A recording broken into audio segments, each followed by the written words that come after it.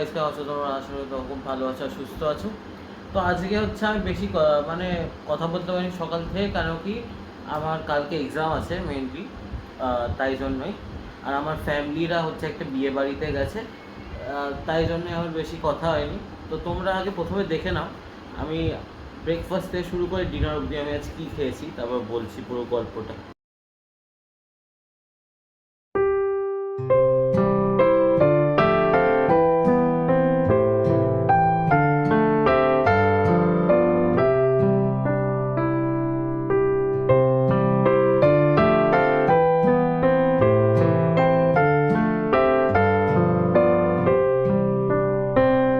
তবে ব্রেকফাস্ট হচ্ছে যা নর্মাল খাবারটা খেয়েছি।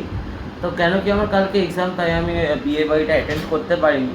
তাই আমার ফ্যামিলি মেম্বাররা আমার জন্য যা খাবার ছিল ওটা পাঠিয়ে দিয়েছিল, আর রাত্রেও আবার লাঞ্চেও, ডিনারেও আবার লাঞ্চেও পাঠিয়ে দিয়েছিল। তো ওটাই আমি খেয়েছি, আর এটাই আমি দিলাম একটু, যা দেখলো ওটাই আমি খেয়েছি।